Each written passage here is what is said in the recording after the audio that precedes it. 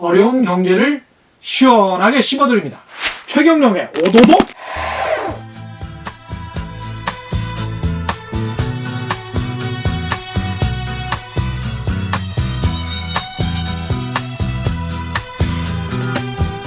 Every day my papa would work to help to make ends meet. 한 해가 저물 때쯤이면 더욱 그리워지는 아버지. 항상 제 편이셨고 친구 같았던 아버지를 떠올릴 때마다 콧등이 찡해집니다. 더 늦기 전에 아버지의 손을 한번 잡아주세요. 고맙습니다. 사랑합니다. 걱정 마세요. 아버지야말로 위로가 필요하실 겁니다. 우리가 생각하는 것보다 아버지와 함께할 시간은 짧습니다. 가장 소중한 건 여러분 곁에 있습니다. 저도 여러분 곁에 있고 싶습니다. 최경영의 경제쇼 플러스.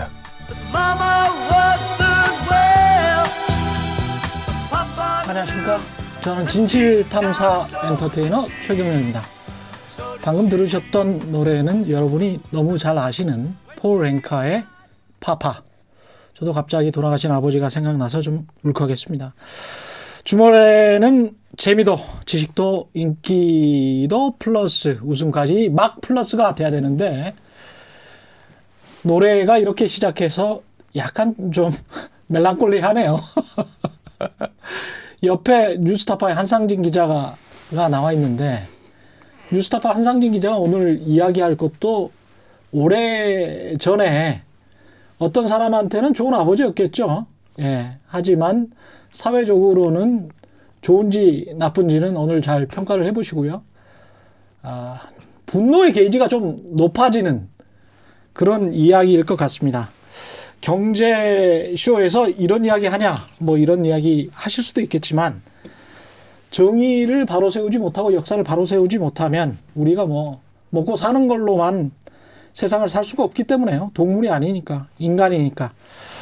뉴스타파의 자칭 최고의 취재기자 한상진 기자 나왔습니다. 안녕하십니까? 네, 안녕하세요. 한상진입니다. 예. 뉴스타파에서 최고의 뭐 취재력을 자랑한다. 그 오보인데 네, 누가 그런 얘기를? 널리 그렇게 정평이 나 있잖아요. 전혀 사실 아닙니다. 전혀 사실이 아닙니다. 네, 전혀 사실 아닙니다. 뉴스타파에서 최고의 기자는 그런 거 전혀 그렇지 않습니다. 네. 그렇죠. 예, 이렇게 바짝 엎드리는 사람이 최고의 기자입니다. 오늘 이야기하실 주제는 전두환 청산 프로젝트. 뉴스타파에서 지금 강력히 밀고 있고 거의 20편 정도의 지금 몇 편까지 나왔죠, 기사가? 지금 뭐 올해 5월부터 한 걸로 따지면 한 17, 8편 이상이 됐고요. 그렇죠. 예, 네. 제가 쭉 보니까. 예, 올해 8월부터 이제 본격적으로 전두환 프로젝트라는 타이틀로 시작한 지는 이제 14개가 그렇죠. 나갔고. 예. 네. 그래서 민국 100년 특별 기획. 네, 그렇습니다. 누가 이 나라를 지배하는가? 전두환 청산 프로젝트. 네, 그 사실 이 기획을 이제 하게 됐던 이유가 그 제목에서 보이듯이 이제 누가 이 나라를 지배하는가잖아요. 네.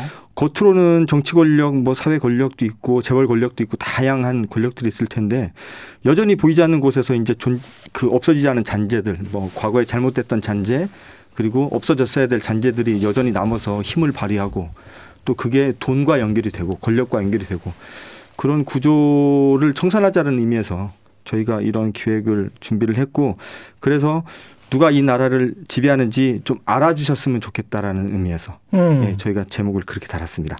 누가 이 나라를 지배하는지 알아줬으면 좋겠다라는 의미가 의식, 정신이라는 측면에서도 저는 굉장히 중요하다고 보는데 전두환과 관련해서 프로그램이나 보도를 하거나 또는 코멘트를 할 때 자꾸 이런 댓글을 다시는 분들이 있어요. 왜 전두환이라고 하냐? 전두환 전 대통령이라고 해야지. 이런 이야기를 하시는 분들이 있는데 전두환 씨, 전두환 전 대통령 이 중에서 가장 적당한 호칭은 뭐라고 생각하세요? 전두환 씨죠. 전두환 씨? 뭐 다른 이유 없고요. 이미 1997년에 이분은 전직 대통령으로서의 예우가 다 박탈이 된 분입니다. 법적으로 이미? 법적으로 이미. 그게 다 박탈이 된 분한테 우리가 전직 대통령이라고 붙여주는 것 자체가 법정신에 어긋나는 거라고 저는 봐요. 법치주의에 어긋난다. 네, 법치주의에 어긋나는 것이죠. 그러니까 우리는 이제 민주시민 아닙니까? 예, 그렇죠. 예, 그 법을 법원이 지켜야죠. 예, 예. 법원이 이제 내려준 판결을 예. 잘 따르는 뭐 저는 그렇습니다. 예, 민주시민이기 때문에. 전두환은 그 참고로 네. 무슨 혐의로 어떤 재판을 받아서 어떤 판결을 받았습니까? 조금 자세히 설명을 해드리면 예. 전두환 씨는 최근에 받고 있는 뭐 그 이제 자기 이제 그 자서전에서 허위 사실을 날조했다라는 그 혐의 말고 예. 과거에 이분이 정확하게 재판을 대법원 판결을 받은 건 97년도였는데요. 그 혐의는 두 가지입니다. 크게 말하면 하나는 80년 5월 광주에서 벌어진 집단 학살에 예. 대한 책임, 그리고 두 번째는 50 비리입니다. 그 두 가지에 대해서 95년도부터 뭐 역사 일명 이제 역사바로 세우기 재판이라고 했었죠. 그 이제 수사와 재판을 거쳤고 1심에서 사형을 선고를 받았고요. 그랬죠. 그리고 2심에서 무기징역, 그리고 대법원에서 무기징역이 확정이 됐지만 그 직후에 바로 이제 사면이 되면서 어쨌든 법적으로는 뭐 처벌이 끝났다, 이렇게 얘기하시는 분들도 있는데 어쨌든 뭐 그렇게 재판이 끝났고, 그 당시에 무기징역을 선고를 받으면서 추징금을 2,205억 원을 선고를 받았어요. 그랬죠. 예. 그게 지금까지 30년이 지금 예. 지났는데. 네, 지났는데 지금 아직도 지금 그게 지금 문제가 해결이 20년이 넘었네요. 22년째 지금 그게 지금 해결이 안 되고 있는 거죠. 2,205억. 네. 그 중에서 얼마를 냈습니까? 지금 한 1,000억 원 정도 냈고요. 지금 네. 정확하게 얼마가 남아 있냐면 1,021억 원이 남아 있습니다. 1,021억 원. 네. 이거를 추징할 권한은 누가 가지고 있는 거죠? 이거는 일단 검찰이 하는 거고요. 네, 소관이죠. 네, 검찰이 하는 것이고, 그리고 뭐 법원이 또 강제집행 영장이나 이런 게 이제 나가야 되는 거니까 그건 또 법원이 또 그 부분에 대해서는 또 책임을 갖고 있고. 네. 근데 어쨌든 1차적으로는 검찰이 해야 될 일입니다. 뭐 지난번에 정의당 부도표가 예, 가서 예. 골프 치는 모습을 영상으로 담기도 했는데, 골프도 치면서 본인은 29만 원밖에 없다. 네. 뭐 이런 걸로 유명한데 네. 한상진 기자 취재를 해보니까 네. 29만 원 말고도 훨씬 더 많은 것 같다. 이 집안에 대해서 조금 설명을 뭐 다들 이제 많이들 알고 계시니까 네. 이제 설명을 좀 드려야 되겠는데, 일단은 전두환 씨가 자기 명의로 지금 대한민국 이 땅에 가지고 있는 재산은 단 1원도 없습니다. 그러니까 은닉 재산이려면 네, 그렇죠. 뭐 예, 당연히 그렇게 했겠죠. 당연히 그렇게 해야죠. 근데 이제 예. 이 자식들이 예. 이 자식들 그리고 일가 친척들 주변의 측근들 이런 자들을 좀 뒤져보면 굉장히 많은 재산들을 가지고 있고 굉장히 잘 살고 있어요. 또 다들 또 잘 살고 있고 뭐 떵떵거리고 살고 있습니다. 떵떵거리면서. 예, 정말 떵떵거리고 살고 있는데 예. 이 돈들이 도대체 어디서 나왔겠느냐. 예. 뭐 당장에 보면 이 분이 이제 아들만 셋을 갖고 있는데요. 예. 뭐 딸도 하나 있지만 다복하시군요. 예. 예. 아들 셋인데 뭐 그렇게 대단한 뭐 기술을 갖고 있다거나 예. 대단한 무슨 뭐 경영 능력이 있다거나 뭐 그래 보이지 않아요. 예. 예. 감옥도 자주 왔다 갔다 하는 분들도 계시고 예. 사회적으로 논란 이제 분란을 일으키는 분들도 종종 있고. 그런데 이제 이분들이 하나같이 다 떵떵거리고 잘 살고 있어요. 그 돈들이 다 출처가 어디겠냐. 그리고 이미 과거에 이 주변인들이 가지고 있는 재산 중에 상당수가 전두환 씨로부터 시작됐던 비자금, 그리고 전두환 씨가 대통령이었던 50 시절에 축제했었던 부정축제 재산의 일부분이다라는 게 이제 확인이 된 거예요. 예. 그렇죠. 확인이 돼서 계속 환수가 되고 있는데 그게 확인이 안 돼서 지금 환수를 못 하고 있는 재산들인 거죠. 이분들이 그렇죠. 지금 가지고 있는 거는. 예. 그래서 아마 우리가 지금 현재 모르지만 이들이 떵떵거리면서 살고 있는 누리고 있는 저 재산들 중에 상당 부분은 아마도 전두환 씨로부터 이렇게 물려 내려온 저 부정축제 재산이지 않겠나라는 생각이고, 이 사람들 주장은 내가 열심히 일해서 내가 땀 흘려 노동해서 번 돈이다. 뭐 이렇게 주장을 할 거 아니에요? 그렇게 주장 안 합니다. 그렇게 주장 안 해요? 예, 이 사람들은 그래, 뭐라고 예. 합니까? 그분들 글쎄요. 그 아들 삼형제가 자기들이 뭐 열심히 일을 해서 열심히 노동을 하고 열심히 기업을 경영해서 돈을 벌었다 이런 주장을 했다는 얘기는 못 들어봤고, 오로지 하는 주장은 뭐냐면 내가 가지고 있는 이 돈이 아버지하고는 관계없다. 이 주장만 계속하죠. 아버지하고는 아버지하고는 관계없다. 그러면 뭐 누구랑 어떤 관계? 사업 자금도 있어야 될 거고 네. 도대체 이제 어떤 기업을 어떤 사업체를 얼마나 많이 가지고 있는지 네. 그 이야기도 좀 해주셔야 될 것 같네요. 한번 정리를 한번 해보면 일단은 큰아들 전재국 씨 얘기부터 이제 시작을 예. 해야 됩니다. 전재국. 예, 전재국. 대한민국 국민들이 다 기억해야 될 예. 이름입니다. 예. 예.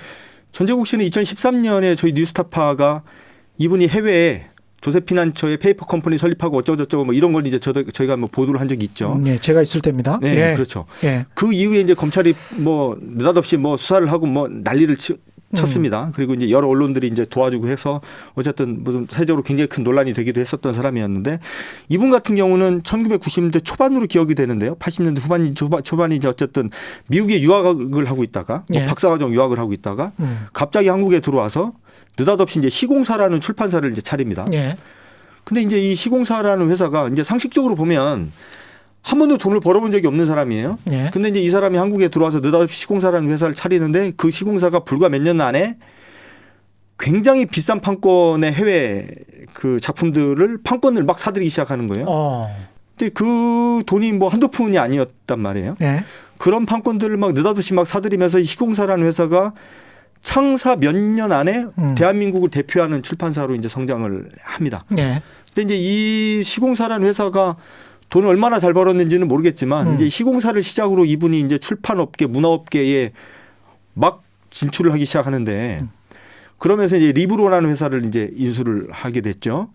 시공사를 차리고 리브로를 인수를 했고요. 리브로는 뭐 하는 회사입니까? 출판 유통. 출판 유통. 예. 그러니까 도서 유통 이제 그 책을 파는 회사죠. 그리고 이 책을 파는 또 다른 회사인 뭐 북플러스라는 회사도 있고. 예. 그리고 음악 관련된 전문 출판사의 뭐 음악 세계랄까. 예. 뭐 메비우스라는 출판사. 예. 이런 것들을 막 만들기 시작합니다. 예. 그러면서 지금은 이제 파주가 이제 출판단지가 그렇죠. 조성이 잘 예. 조성이 돼 있는데 거기에 이제 시공사 이름으로 굉장히 큰 건물도 하나 갖고 계시고 파주에 또 다른 또 건물도 하나 갖고 계시고 거기 땅값도 많이 올랐던데. 굉장히 비싸죠. 근데 이제 더 중요한 거는 이분이 지금 살고 있는 집이 예. 평창동에 살고 계시는데 평창동에. 그 대로변에 어마어마한 규모의 대저택을 이게 전시공간과 같이 있는 대저택을 이제 본인 이름으로 가지고 있으면서 떵떵거리고 잘 살고 있습니다. 네. 큰아들은 평창동에 살고. 네, 그렇죠. 전두환 씨는 연희동에 살죠. 전두환 씨는 연희동에 살죠. 예. 연희동 저택 그 저택 그대로? 그렇죠. 과거에 있었던 네, 그 맞습니다. 저택. 예. 그 연희동에 전두환 씨 저택 찍으려고 많이 어떤 주변의 다른 건물 꼭대기에 네. 올라가서 네. 카메라 기자랑 같이 찍고 했었던 기억들이 어지간한 기자들은 다 있겠죠. 예. 저는 이번에 연희동 집 위에 드론을 띄웠습니다. 드론을 띄우셨어요. 네. 잘하셨습니다. 네. 훌륭하십니다. 네. 예, 드론 띄우니까 근데 보통 경찰이 막는데 그냥 연희동 일대를 찍겠다고 드론을 띄운 다음에 예. 바로 전두환 씨 집으로 바로 찾아가서 직진. 찍었습니다. 예, 드론 직진해서 다 찍은 다음에 경찰 떠서 바로 철수했습니다. 아, 예. 그러셨군요. 그 옆에 조용기 전 목사. 네, 맞습니다. 예, 네. 순복음 교회 담임 목사였었던 분이 그 옆에 사십니다. 그쪽에 뭐 명사분들이 많이 사세요. 그 훌륭한 분들이 많이 삽니다. 예, 네. 훌륭한 분들 많이 사시는데 그 전두환 씨는 원래 이거 연희동 집 같은 경우는 본인이 내놓겠다고 하지 않았었습니까?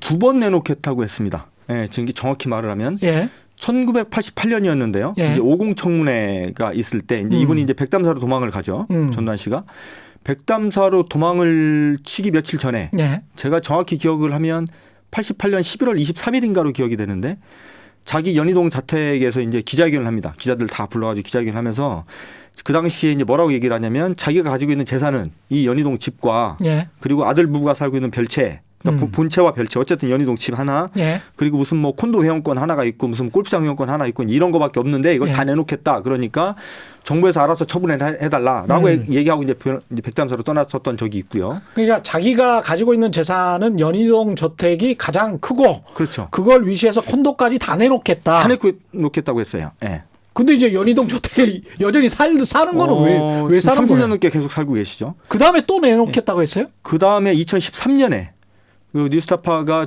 전재국 씨의 해외 페이퍼 컴퍼니 예. 뭐 이런 것들을 이제 공개를 한 뒤에 전재국 씨가 검찰청 바로 앞에서 기자들을 모아놓고 또 기자회견을 합니다.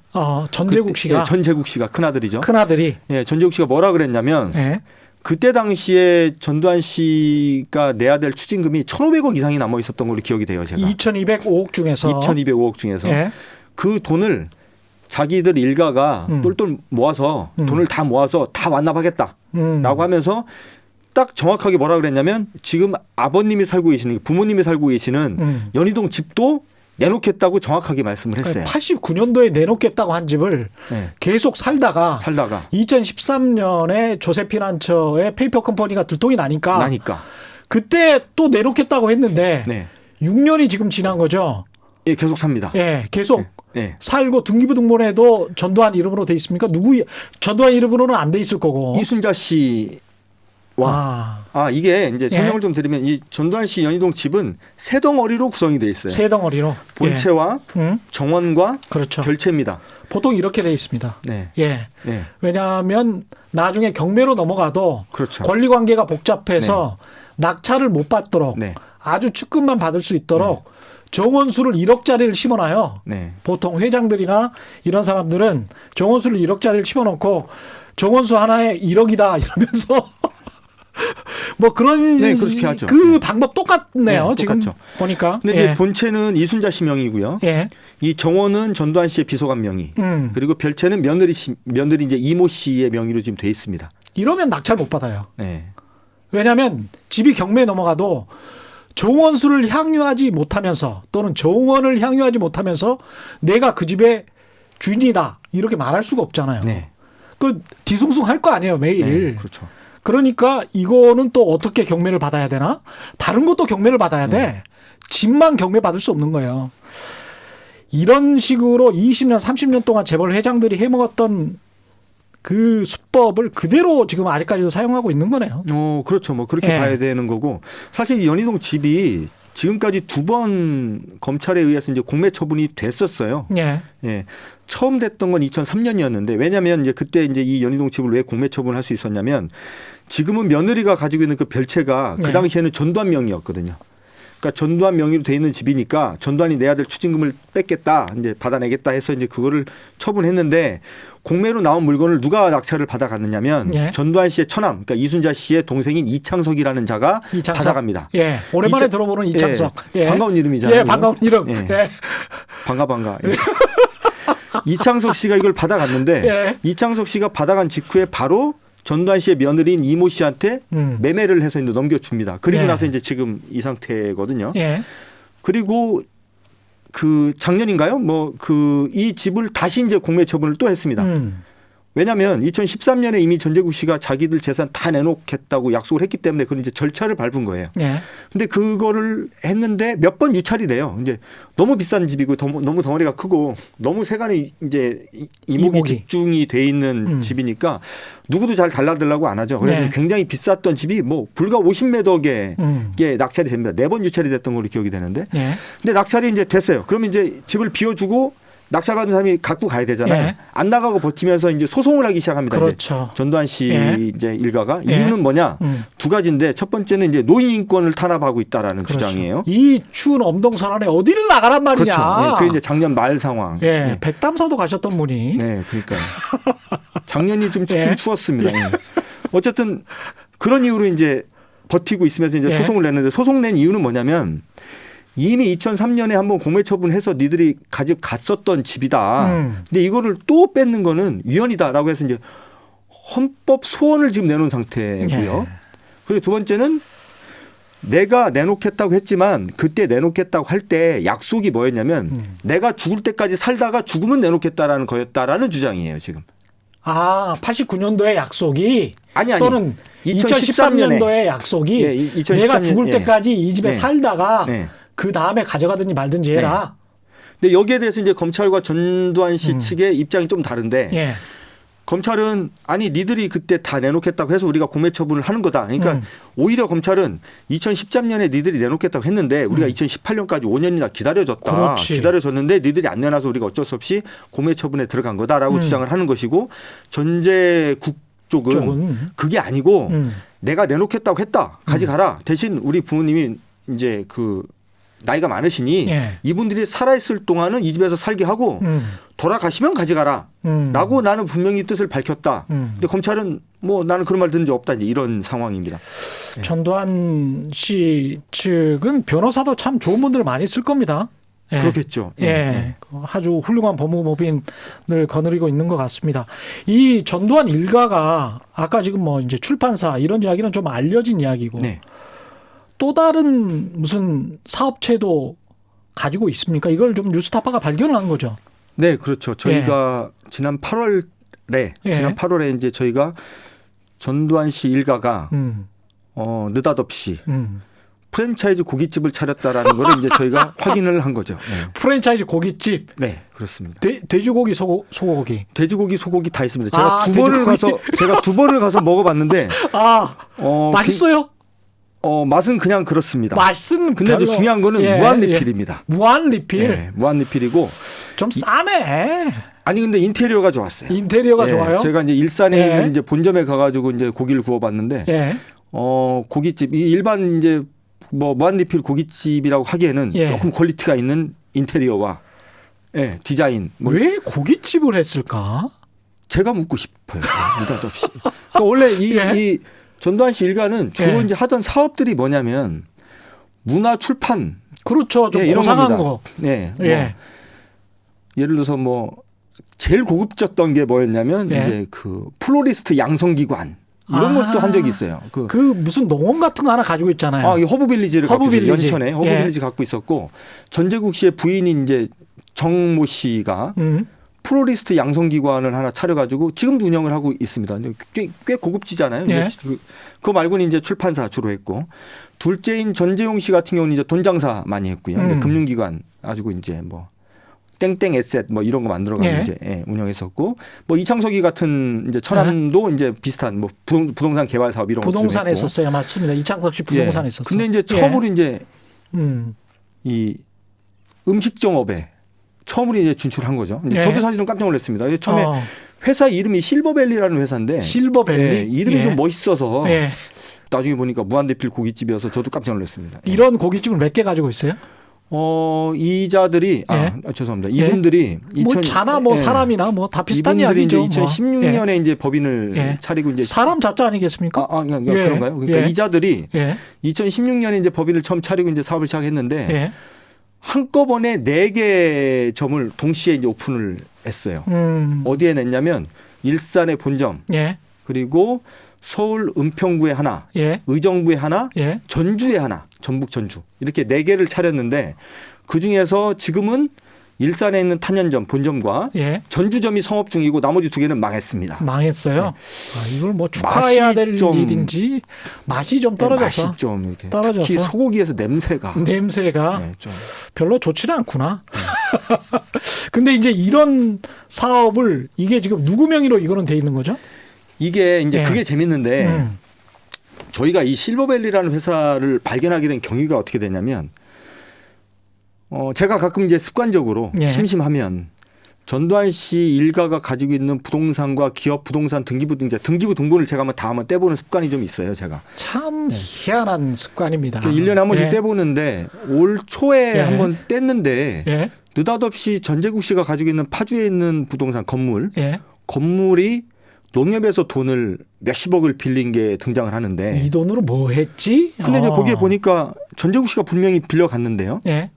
거기에 채무자에 처음 들어보는 회사 이름 실버밸리가 있었어요. 그러니까 돈은 전재국 씨가 빌려간 게 분명해요. 왜냐하면 그 건물은 전재국 씨 소유 건물인데 채무자에 실버밸리 이렇게 적혀 있는 거예요.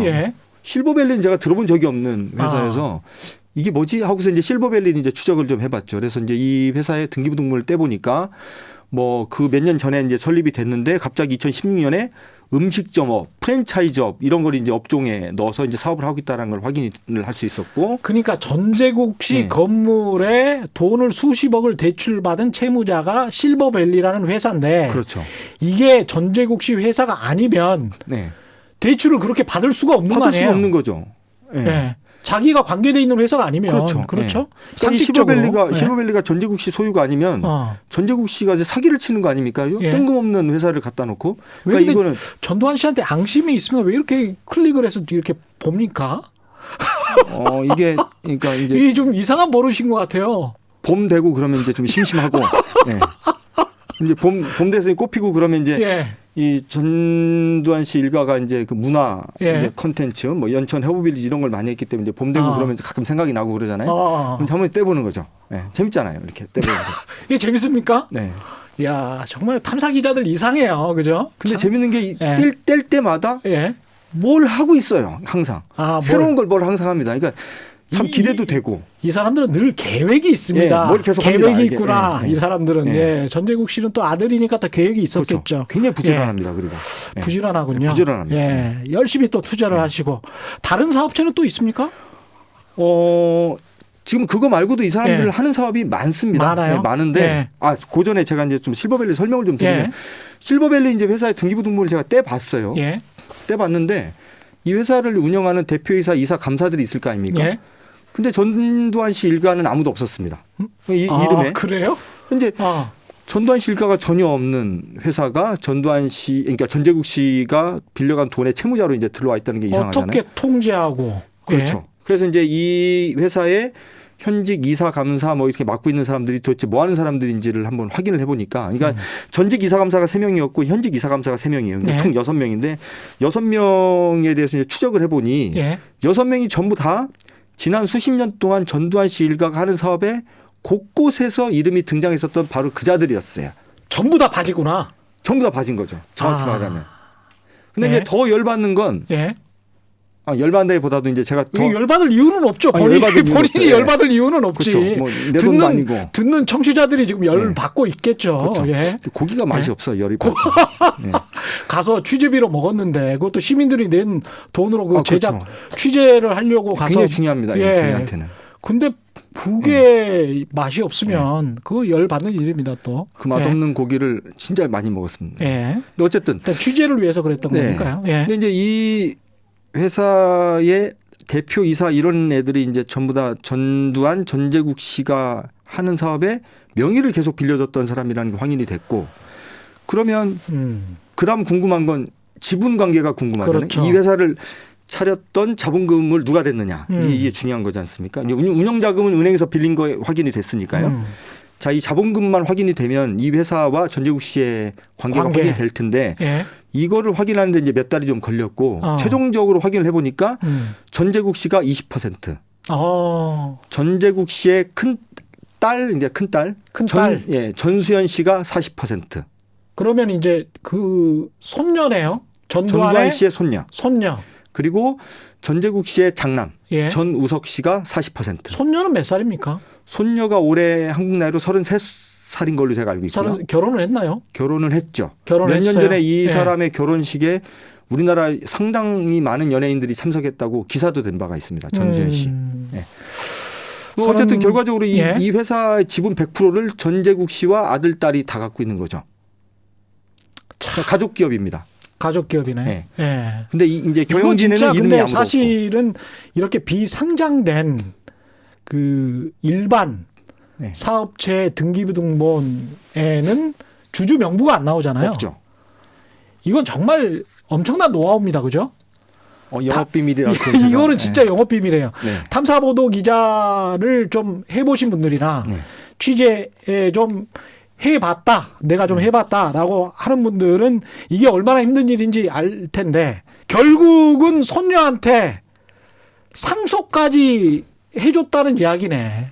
단계적으로. 그렇죠. 그러니까 이거는. 이제 이게 이 실버밸리 사건이 그렇죠? 이제 왜 중요하냐면 지금까지 전재국 씨의 아들, 딸. 그러니까 이제 정확히 말을 하면 이제 전두환 씨의 손녀들 이제 3세죠. 네. 이 애들이 한 번도 전두환 씨 일가가 하는 사업에 이름을 건 적이 없었어요. 예. 예. 처음으로 얘들이 지분을 가지고 딱 들어온. 그러니까 물론 그 전에 어떤 일이 있었냐면 뭐 리브로 같은 회사에 뭐 지분 몇 프로씩 갖고 있는 적은 있었어요. 근데 그렇죠. 이 전두환 씨 일가가 하는 사업에 대주주로 참여한 적이 이번이 처음이었어요. 그러니까 이 사람들도 죽기 전에 전두환 씨가 죽기 전에 어떤 증여를 해야 되겠다. 차근차근히. 그렇죠. 예. 또 전재국 씨도 증여를 해야 되겠다. 네, 그렇죠. 그리고 은닉재산을 찾는데 굉장히 중요한 포인트가 감추는데 중요한 포인트가 사실은 계속 남들한테 넘어가면 있잖아요. 이걸 찾기가 힘들어요. 그렇죠. 맞습니다. 이게 내 재산이다라고 계속 주장을 할 수가 있는 거죠. 그래서 검찰 입장에서는 이게 몇 번 넘어가 버리면 추징하기가 굉장히 곤란해집니다. 네, 맞습니다. 예. 그걸 노리고 있지 않나 이런 생각도 드네요. 예. 그러니까 그냥 한마디로 전두환으로 시작됐던 불법 자금이 3세에 걸쳐서 상속이 시작됐다. 승계가 시작됐다. 저는 그렇게 판단한 겁니다. 좀 화나는데 네. 전두환 가족들은 더 할 이야기가 있나요? 전두환 일당도 지금 할 이야기가 많잖아요. 일당 얘기 할 얘기 많죠. 근데 그렇죠? 전두환 일가 얘기 하나 더 해야 되는데. 하나 더. 예. 예. 그 실버밸리를 확인하고서 느낌이 싸해서 다른 회사들도 싹 한번 제가 또 있나? 뒤져봤겠죠. 예. 그랬더니 실버밸리를 창업하기 바로 직전에 이자들이 이제 뭘 했냐면 예. 지금 과거에는 전재국 씨가 하는 사업 중에 핵심 사업이 시공사였어요. 예. 근데 시공사가 2016년 7년에 매각이 됩니다. 그러니까 자기들이 전 재산을 출연하겠다고 이제 내놓겠다고 했잖아요. 그리고 네. 나서 제일 먼저 매각한 게 시공사였어요. 그 이후에 지금 전두환 일가가 가지고 있는 회사 중에 가장 규모가 큰 게 리브로입니다. 예. 근데 이 리브로에 느닷없이 실버밸리 지분 40%를 가지고 있는 전두환 씨의 손녀 전수연 씨가 사회이사로 등기를 한 사실이 이제 확인이 됐어요. 예. 그러니까 이제 아까 말씀드렸듯이 전두환에서 시작됐던 재산의 3세 승계가 핵심 기업인 리브로에서도 시작되고 있다라는 걸 제가 이제 확인을 한 거죠. 굉장히 짜릿했어요. 근데 이제 더 재밌는 거는 그럼 그 이전 사회이사가 누구냐? 그게 재밌는데 예. 그 이전 사회이사는 전두환 씨의 둘째 아들 전재용 씨의 부인인 박상아라는 여자인데 이 탤런트. 예, 탤런트 출신. 예. 박상아 씨가 사회사를 맡고 있다가 자기의 이제 그 남편의 조카죠. 예. 전재국 씨의 큰딸에게 사회사 자리를 물려줬다라는 게 굉장히 의미심장한 대목이다. 저는 그렇게 판단했어요. 이병철, 이건희, 이재용으로 이어지는 편법 네. 탈세 증여 상속과 비슷하네요. 이 사람들도. 하나 더 말씀을 예. 드려도 되나요? 하나 더 말씀하십시오. 비슷한 게 또 하나 있습니다. 예. 또 비슷한 게 뭐가 있습니까? 그건 저희가 이제 지난달에 보도를 이미 예. 했었던 내용인데 이 전두환 일가 그러니까 전두환 씨가 네. 전두환 씨가 50을 거치면서 좋은 일을 하나 한 게 있습니다. 뭐죠? 자기 장인이었던 그러니까 이순자 씨의 아버지였던 이규동 씨 이름으로 예. 성강문화재단이라는 장학재단을 하나 설립을 합니다. 그게 1985년이었는데요. 예. 그냥 좋은 일이잖아요. 예. 장학재단. 그렇죠. 그래서 차렸어요. 예. 이 장학재단이 그 당시로만 그 장학재단의 자본금이 거의 수십억 대, 뭐 5, 60억 정도 됐어요. 당시에 예. 85년에. 예. 그렇게 이제 굉장히 큰 이제 장학재단을 만들었는데 나중에 이제 전두환 씨가 그 장학재단을 참 불행하게도 자신의 돈 세탁 창구로 쓴 게 이제 확인이 됐었어요. 과거에 검찰 수사에서. 똑같네. 예. 재벌이랑 똑같아. 예, 똑같죠. 재벌도 이제 그 사회복지재단 같은 거 굉장히 네. 많이 만들거든요. 네. 거기 이사회 이사들이 또 유명 대학의 총장들도 있고 네. 대단하신 분들 다 모여놓고 고수기 만들어서 맞습니다. 예. 그러면서 삼성물산 지분 좀 사세요라고 하면서 네. 삼성물산 지분 사고 뭐 네. 그런 거 이미 보도가 많이 됐었죠. 네, 똑같습니다. 또 어쨌든 이 성강문화재단이 이제 그렇게 왔는데 그래서 과거에 막 압수수색도 당하고 그랬어요. 그러니까 뭐 전두환 씨의 이제 비자금을 세탁해줬다는 혐의로. 예. 그 후에 이제 이 성강문화재단이 뭐 하는지 아무도 관심을 안 가졌죠. 없어진 줄 알았어요. 근데 예. 제가 이번에 그 올 여름쯤에 성강문화재단은 어떻게 운영되는지가 궁금해서 이 공익법인들이 이제 국세청에 신고하는 그 내역을 한번 확인을 해봤더니 살아 있는 거예요. 이 법인이. 근데 불행하기도 하는 일이 없어요. 그러니까 장학재단이면 장학금을 줘야 되잖아요. 학생들한테. 자기들이 이제 가지고 있는 자본금이 있으니까 이자 수익이나 아니면 자기들이 갖고 있는 자본금을 돈을 굴려서 예. 수익을 수익을 내서 장학금을 내야 되는 게 이제 원래 본업이잖아요. 얘들이. 근데 장학금 이런 내는 흔적이 없어요. 그런데 이제 열받게 최근에 이 전재국 씨가 가지고 있는 부동산들 또 등기부를 다시 한번 떼는 과정에서 특이한 점을 발견했는데 전재국 씨가 성강문화재단으로부터 계속 돈을 빌려가고 있는 거예요, 지금. 이거 무슨 말이냐면 예. 성강문화재단은 지금 존재만 하지 원래 본업이었던 장학사업 이런 건 전혀 하지 않으면서 유일하게 하고 있는 일이 예. 전재국 씨한테 돈 빌려주는 거예요, 지금. 그건 뭐 떼 먹기겠다고 작정을 네. 하고 빌려준다라고 볼 수도 있겠습니다. 더 열받는 거는 예. 현재 성강문화재단의 이사장이 전재국 씨라는 겁니다. 이야.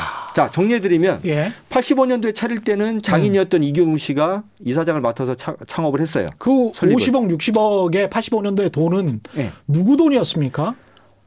뭐 대략 추정해 보면 지 돈은 아니었을 거고. 자기 돈은 아니지. 대통령 월급이 그렇게 되지는 않으니까.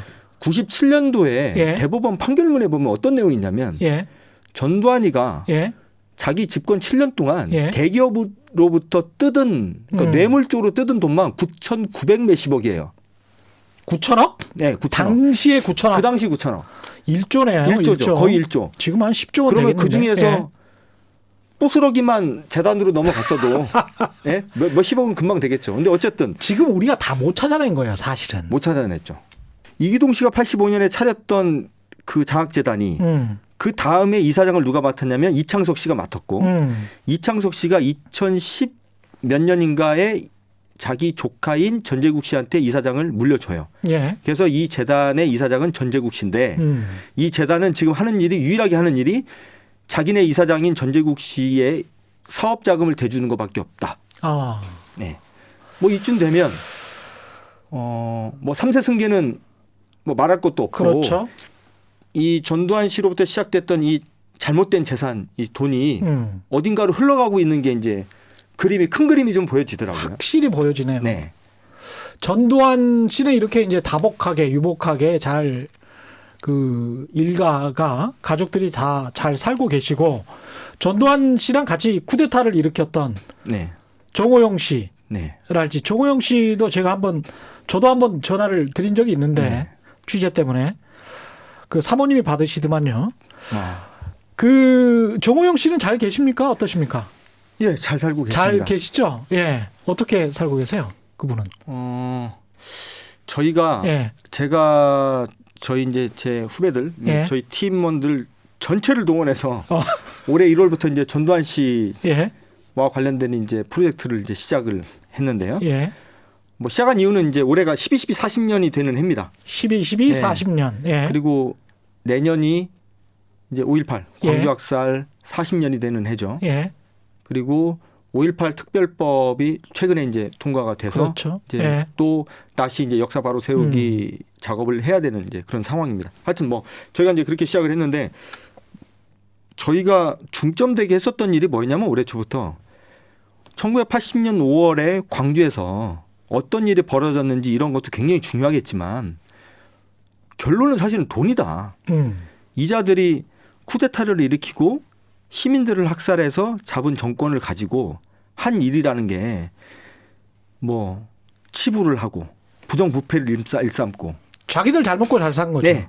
그래서 결국에는 우리 한국 사회에 굉장히 큰 오점을 남겼는데 이들이 지난 40년 동안 어떻게 살아왔는지 지금 현재 이들이 어떻게 살아있는지를 한번 추적해보자라는 게 저희가 지금 진행하고 있는 전두환 프로젝트의 핵심 테마였어요. 그렇죠. 그래서 이제 저희가 쭉 찾아봤는데 그러면서 저를 가장 놀라게 해줬던 분이 이제 정호용 씨 같은 분이었습니다.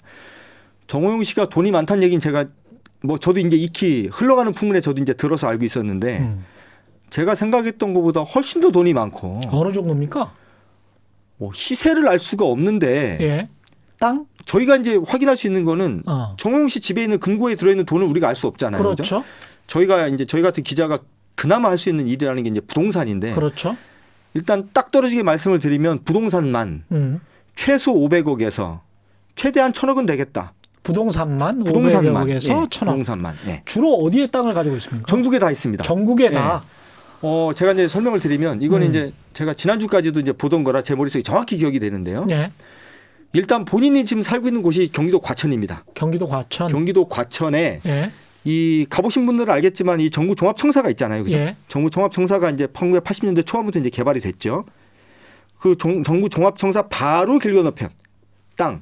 예. 거기가 이제 임야들이 쭉 있는데 그 사이에 오목하게 들어가서 굉장히 아늑한 이제 땅이 좀 나와요. 아. 저희가 드론을 띄워보니까 정확히 알겠더라고요. 예. 근데 거기에만 이분이 거기하고 정부 종합청사 바로 옆쪽하고 합치면 19필지에 10,000제곱미터 정도를 가지고 있습니다. 땅. 3,000평 정도. 그렇죠. 예. 거기에 집을 세 채를 지어놨어요. 과천에 대지 3,000평. 네. 시세를 가늠하기가 힘듭니다. 예. 하나만 말씀을 드리면 이게 시세가 가늠이 잘 안 되시잖아요. 네. 제가 이제 단적으로 하나만 말씀드릴게요. 건물을 세 채를 지어놨는데 네. 지금 정호용이 본인이 살고 있는 집 공시지가를 확인해 보면 네. 그 집원의 공시지가를 확인해 보면 제곱미터당 공시지가가 230만 원이 넘습니다. 230만 원. 그럼 평당 예. 거의 한 800만 원 정도 되는 거죠. 공시지가만. 시세는 2천만 원일 거예요. 그렇죠. 예. 시세는 그보다 훨씬 더 예. 높겠죠. 예. 그러면 대략 과천에만 가지고 있는 이 부동산의 가치가 얼마나 되는지 가늠이 좀 되실 거예요. 그렇죠. 한 500억 정도 수준 될 것 같습니다. 예. 과천 땅만요? 예, 과천 땅만. 저는 좀 보수적으로 잡아서. 보수적으로? 예. 전 보수적으로 잡아서 뭐 한 1, 200억 정도는 되지 1, 200억 않겠나 정도. 최소한. 예. 예. 아니 그게 3,000평이나 사놓은 건 정부 청사 옆에다가 그건 나중에 이제 자식들 때 가서는 개발 이익을 보고 사는 거거든요. 그렇죠. 예. 과천에 정부 청사 옆에 왜 사놨겠어요. 그거는 이거 나중에 아파트나 상업용지로 개발될 수 있다라고 생각하고 이제 사는 거죠. 예. 그 정호영 씨가 그 과천의 땅을 산 시점이 1984년부터 6년 사이인데 그때 정호영 씨는 뭐 하는 사람이었냐면 쿠데타를 일으키고 오공 정권을 잡은 뒤에 육군참모총장이었고요. 예. 그 직후에 바로 이 사람은 내무부 장관과 국방부 장관을 지내고 그런 사람이었습니다. 그러니까 육군참모총장, 내무부 장관, 국방부 장관이었던 사람이 과천에서 땅 투기하고 다녔구나. 정확히 말을 하면 그 시기가 과천 정부 종합청사가 계획돼서 만들어지던 때였어요. 복부인이네. 훌륭한 거죠. 근데 본인 명의로. 그럼요. 자기 본인과 자기 이제 그때는 부인. 뭐 주변에 눈치를 볼 것도 없이 뭐 부인 명의나 다른 사람들 차명 명의로 할 필요도 없고. 그렇죠. 내가 뭐 권력자고 국방부 장관이고 내무부 장관인데 당시 뭐 정호영이면 전두환보다 더 대단하다라고 이야기를 했었잖아요. 어쨌든 이 오공 정권이 들어선 다음 직후부터 이 정호영 씨 지인의 말을 빌리면 쓸어 모으듯이 땅을 사 모았다고. 이게 이제 정호영 씨 지인이 저한테 직접 해준 얘기니까. 과천 땅 몇 푼 안 할 때 쓸어 모으듯이 땅을 사들였다고 저한테 그렇게 말했어요. 근데 더 재밌는 땅이 하나 있는데 정호영 씨 땅은 정호영 씨가 1993년에 국회의원이었는데요. 93년이 이제 여러분들 다 아시겠지만 우리나라에서 공직자 재산 신고가 딱 시작됐던 해입니다. 김영삼 대통령. 김영삼 정권 때. 근데 그 당시에 이 분이 경기도 양주에 정확히 말하면 경기도 양주시 은현면이라는 곳에 거기가 이제 전부 다 군사보호 지역이에요. 다 군부대만 있는 지역인데 거기에 30만 제곱미터가 넘는 땅을 소유하고 있다고 신고를 해놨었어요. 10만 평. 10만 평. 근데 군사보호 지역이잖아요. 군사보호 지역이. 근데 그 당시 언론 보도를 보면 93년도에 지금도 마찬가지로 그건 관할은 군입니다. 군. 그렇죠. 그런데 재밌는 게 이분이 그 땅을 사들인 시점이 언제냐면 1985년인데 5년에 정확하게 이분은 육군 참모총장이었어요. 그리고 그 지역은 전부 다 군사 보호 지역이었는데 이분이 이 땅을 사들이고 정확히 4년 후인 1989년에 어떤 일이 벌어지냐면 그 사람이 가지고 있는 땅만 그 사람이 가지고 있는 땅과 주변에 몇 개 땅만 군사 보호 지역에서 해제가 됐대요. 그러면서 그 당시 언론에 어떤 보도가 나냐면 그 지역에 위락 시설이 들어온다라는 언론 보도가 나와요. 대단하네요. 그래서 군사보호 지역은 사실은 일반인들은 매매도 잘 안 됩니다. 매매도 잘 안 되죠. 매매할 이유도 없고. 매매도 잘 안 됩니다. 이거는 정말 매매를 하려면 군 담당 부대장의 사인이나 뭐 이런 것들이 다 있어야 됩니다. 그렇죠. 이분이 그 30만 제곱미터가 넘는 땅을 85년에 6,200만 원에 사요. 그런데 93년도에 이분이 재산 신고를 하잖아요. 재산 신고에 그 땅이 얼마라고 신고를 해놨냐면 11억여 원이라고 신고를 해놨어요. 그러니까 정확히 말하면 8년 만에 6,200만 원이 11억 원이 된 겁니다. 그때는 뭐 거기가 무슨 강남도 아니고 땅값이 무슨 뭐 8배, 몇 배죠? 그 6,200만 원이 15배. 양주시 같은 곳에 있는 임야가 15배 땅값 뛰기가 거의 불가능하지 않겠어요? 그렇죠. 그러니까 개발 정보 그다음에 본인의 직위를 철저하게 이용했다 이렇게밖에 볼 수 없는데 이런 치부에 관해서 정호영 씨는 뭐라고 합니까? 저희가 이제 올해 초부터 너무나 황당한 이 본인의 부동산 규모와 이 재테크 실력에 대한 노하우도 듣고자 제가 수차례 찾아갔습니다. 이 과천 집으로. 최경련의 경제쇼니까 재테크를 좀. 그럼요. 재테크입니다. 전 국민이 알아야 되지 않겠습니까? 이 정도면. 그래서 저희가 이제 찾아갔어요. 찾아갔는데 이제 못 만났고 지난달에 그 노신영 전 국무총리가 이제 별세를 했는데 그분 장례식장에서 이제 저희가 드디어 1년 만에 만났습니다. 만나서 이제 저희가 물어봤죠. 당신이 가지고 있는 부동산이 한 1,000억대 되는 걸로 보이는데 이게 50비리의 산물이 아닌지 참 궁금하다라는 질문을 드렸어요. 근데 이제 정용 씨가 이제 딱 한마디 저희한테 하고 이제 떠났습니다. 뭐 답변 제대로 안 해주시고 예. 쓸데없는 소리 하지 마라 이렇게. 쓸데없는 소리 하지 마라. 네. 정정하시죠 아직도. 정정합니다. 예. 예. 아주 훌륭하더라고요. 아 쓸데없는 소리 하지 마라. 예, 쓸데없는 예. 소리 하지 마라. 그래서 그 반응만 하고 그냥 예. 약조하시다가 떠났다. 네. 예. 뭐 저희가 잘못했겠죠. 이게 왜 이렇게 되는 겁니까? 이 저 환수하기가 좀 힘들죠 법적으로. 근데 사실은 제가 이 얘기만 나오면 참 이렇게 막 목이 좀 메이는 얘기가 예. 있는데 그 제가 올해 초부터 저희 팀원들과 같이 이제 전두환 프로젝트를 시작을 하면서 제일 궁금했던 게 하나가 있었어요. 그러니까 97년에 이미 전두환 씨를 포함해서 전두환과 손을 잡고 쿠데타를 일으키고 광주학살에 참여했었던 자들 16명 정도가 이미 형사처벌을 받았습니다. 예. 뭐 징역 10 몇 년부터 징역 4년, 5년까지 실형을 다 받았어요. 이분들의 혐의가 뭐냐면 내란 목적 살인이래요. 그렇죠. 예. 이거 사실은 반인륜 범죄인데. 예. 근데 그쯤 되면 광주학살의 피해자들이 이분들한테 지금 같으면 민사소송 다 해야 되는 거 아닙니까? 그렇죠. 그런데 제가 과거 기사를 아무리 뒤져봐도 이 유가족들이나 광주학살 피해자들이 전두환 일당들을 상대로 민사소송을 제기했다는 기사가 하나도 없는 거예요. 그래서 제가 너무 궁금해서 예. 5.18 연구자들부터 피해자들 이제 찾아다니기 시작했어요. 아니 이게 민사소송을 그때 왜 안 했냐. 예. 저는 몰랐거든요 사실. 물어봤더니 이분들이 하는 얘기를 듣고 제가 참 많이 울었어요. 그러니까 이유가 뭐냐면 자기들이 민사소송을 하게 되면 5.18 피해자들이 돈을 밝힌다라는 얘기를 들을까 봐. 돈 밝히는 XX들은 여기 있는데. 그렇죠. 여기 있는데. 네. 그리고 또 하나가 이 세월호 참사 똑같아요. 유족들하고 똑같네요. 똑같아요. 그리고 또 하나가 이분들 하는 얘기가 뭐냐면 진상규명도 안 됐는데 진상규명을 너무나 절박하게 우리는 하고 싶은데 돈 얘기가 나오면 진상규명이 안 될까 봐. 멀어진다. 네. 근데 제가 그 얘기 두 얘기를 딱 듣고 나니까 막 피가 거꾸로 딱 솟는 거예요. 그래서 제가 이제 법적으로 따져봤어요. 이게 이제 전문가들 찾아다니면서 아니 이게 도대체 말이 되냐. 그러면 이 내란 목적 살인 같은 이 반인륜 문제에 공소시효라는 게 있을 수 있냐. 예. 지금이라도 하자. 그러면 이걸 하려면 이자들이 돈을 갖고 있는지 없는지를 일단 알아야 되잖아요. 예. 사실은 전두환 프로젝트 그렇게 해서 시작된 거였고요. 근데 이제 여기에 대해서 의견이 좀 분분합니다. 이게 이자들에 대해서 민사적인 소송을 제기해서 이 돈을 받아내는 게 가능하다라고 말씀하시는 분들도 있고 예. 이게 공소시효 문제 때문에 불가능하다라고 말씀하시는 분들이 있는데 지금 이제 사실은 이 작업을 연구하는 분들도 있고 실제로 소송을 준비하는 분들도 있어요. 예. 근데 이제 이분들은 뭐냐면 최소한 이런 식의 범죄가 이런 식의 반인륜 범죄가 공소시효 때문에 이 민사적인 소송도 할 수 있는지 없는지 법적 판단이라도 한번 받아보자. 그렇죠. 네. 예.